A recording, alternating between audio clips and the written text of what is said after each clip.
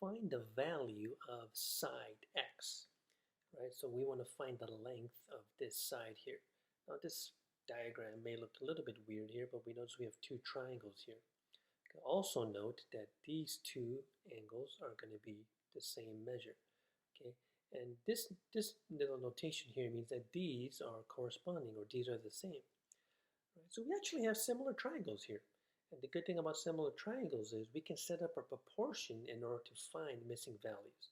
Now, probably a good idea just to reorient this triangle here, right? We want to make sure that um, we draw these so that we can get the corresponding sides. Okay.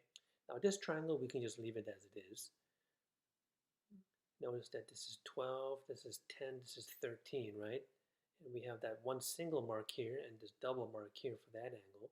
But then how should we orient this triangle so to make it so that all the sides are corresponding? Right? Essentially, we're going to have to shift this or rotate this around this way, right? And we're going to get a shape that looks like this. Okay, looks sort of similar, right? A little bit bigger here.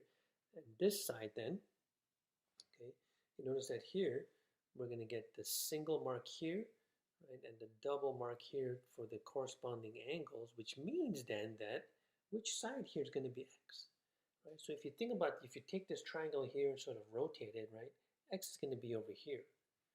Okay, we're going to get the 21 here on this side and the 27.3 here on this side. Okay, so now that we have drawn these correctly so that the sides correspond, now we can set up our ratio. Okay, so we'll take the ratio of this side to this side, right? So 12 over x equals the ratio of 10 over 21. Right, we could have used this one as well. It doesn't really matter. Okay, but we're just going to use these two pairs. Okay.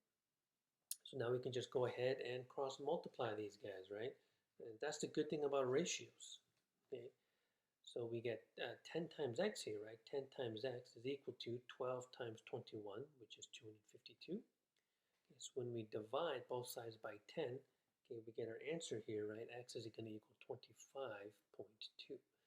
Okay, so when you're doing or solving these similar triangles, right, first thing you should always do is make sure you get these oriented the same way.